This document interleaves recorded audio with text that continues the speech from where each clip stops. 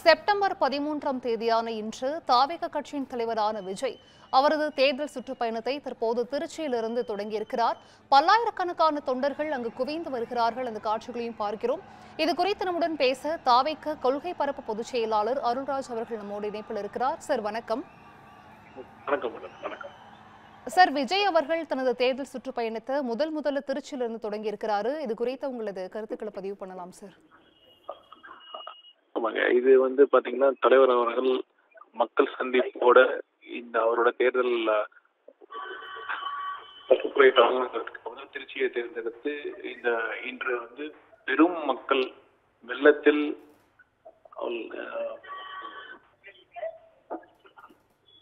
Hello கேக்குதுங்களா sir? கேக்குது sir. நீங்க நேரடியில் பார்த்திருப்பீங்க. கட்டுக்கடங்காத கூட்டத்தின் இது எல்லாருமே தன்னெழுச்சியாக தலைவர் மீது இருக்கிற அன்பால அவங்க சேர்ந்து வந்திருக்காங்க.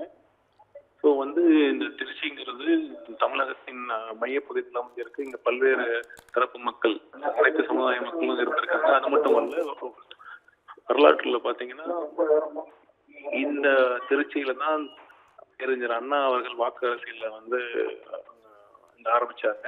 சோ இந்த திருச்சி திருப்பு முனையாக அமையும். இந்த சார், விஜய் அவர்களின் இந்த தேர்தல் சுற்றுப்பயணம் வரக்கூடிய தேர்தல்ல எந்த அளவுக்கு ஒரு தாக்கத்தை ஏற்படுத்தும் சார்?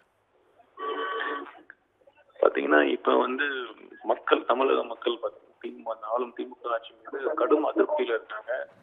அந்த ஊழல் மற்றும் வாரிசு அரசியல்ல மக்கள் விரக்தியில இருக்காங்க. கண்டிப்பாக இந்த தேர்தல் மக்கள் இந்த திமுக ஆட்சிக்கு தகுந்த பாடத்தை புகட்டுவார்கள். அதற்கு தமிழக வெற்றி கழகத்தை தேர்ந்தெடுத்து கண்டிப்பாக தமிழக வெற்றி கழகம் அடுத்த ஆண்டு ஆட்சி அமைக்கும். சார், தாவேகவின் இந்த மாநில மாநாட்டிற்கு பல லட்சம் பேர் வருகை புரிந்திருந்த நிலையில இன்றைய தினம் தேர்தல் பிரச்சாரத்தை விஜய் அவர்கள் தொடங்கி இருக்கிறாரு. இதற்கு பல்லாயிரக்கணக்கான தொண்டர்கள் வருகை புரிந்திருக்கிறாங்க. அந்த காட்சிகளை நம்மளால் பார்க்க முடியுது.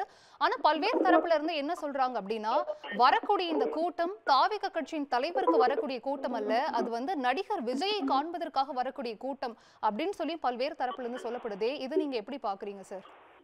அவங்க இது காழ்ப்புணர்ச்சி காரணமாக அவங்க சொல்றாங்க. இது எல்லாருமே பாத்தீங்கன்னா கட்சி தொண்டர்களை தாண்டி பொதுமக்கள், பெண்கள், மகளிர், அனைத்து தரப்பட்ட தாய்மார்கள், அனைத்து தரப்பு மக்களும் வந்திருக்காங்க. இது கண்டிப்பாக ஒரு இது அரசியல்ல தலைவர் அவர்கள் ஒரு மிகப்பெரிய சக்தியா உருவாடுறதா காட்டுதே ஒழிய வேற எந்த அவங்க சொல்ற மாதிரி அவங்க சொல்றது அவங்க காழ்ப்புணர்ச்சியும் அவங்களுடைய இயலாமையும் தான் காட்டுது.